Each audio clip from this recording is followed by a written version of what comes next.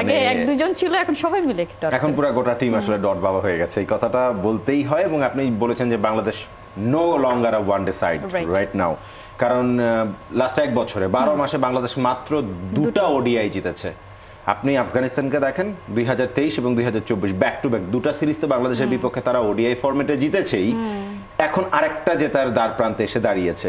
এবং ওভারঅল বাংলাদেশ দলটা আসলে যেই শেপ আপে আছে বা যেই শেপে আছে, আপনি গোটা দলটাকে একদম শুরু থেকে শেষ পর্যন্ত দেখবেন একই রকম ভাবে দলটাকে কনসিস্টেন্টলি মনে হচ্ছে যে তাদের কনফিডেন্সের অভাব।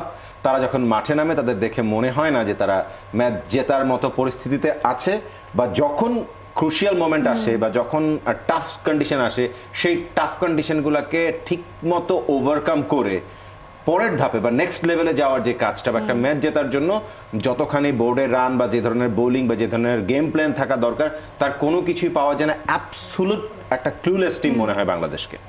মানে সেটা কিসের জন্য, কেন এমন হয়ে গেল? নাকি আমরা যে তাদেরকে শক্তিশালী দল বানিয়েছিলাম ওয়ানডেতে, সেটাই আসলে একটা ভুল ছিল? তারা আসলে সেভাবে ছিল না। আমরা একসময় দেখেছি ওডিআই সুপার লিগে তারা টপ 3 টিম ছিল, টপ 3 এর মধ্যেই তারা ঘোরাফেরা করতো।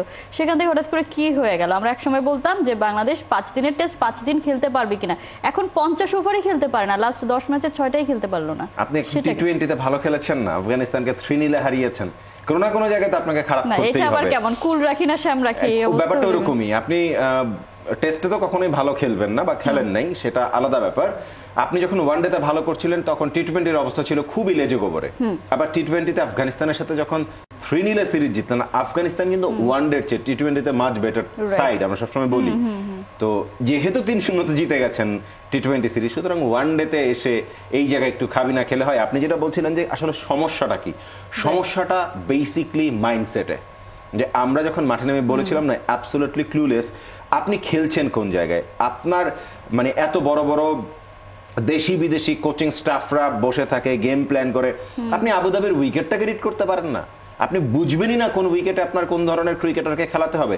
যেখানে আফগানিস্তান ইনক্লুড আপনার মোহাম্মদ নবী 4 জন স্পিনার খেলায়, সেখানে আপনি রিশাদকে বাইরে বসিয়ে রাখেন। বাইরে বসিয়ে রেখে আপনি কাকে খেলান?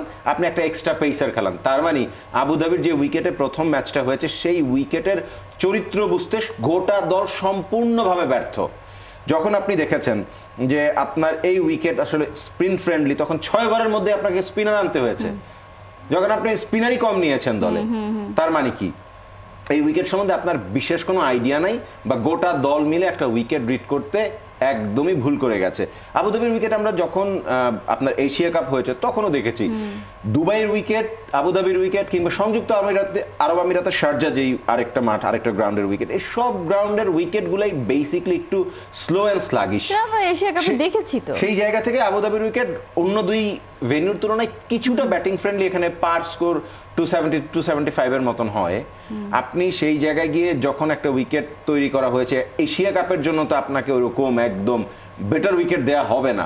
আফগানিস্তান কিছুটা, যেহেতু আফগানিস্তান সংযুক্ত আরব আমিরাতকে তাদের হোম ভেন্যু হিসেবে ইউজ করে, সো তারা তো তাদের স্ট্রেংথ অনুযায়ী মোটামুটি ভাবে উইকেটের একটা চাহিদা দিতেই পারে, এবং সেটাই দেওয়া হয়েছে। এটা ওদের হোম সিরিজ। তো বাংলাদেশ কি করেছে একদমই বুঝতে পারে নাই।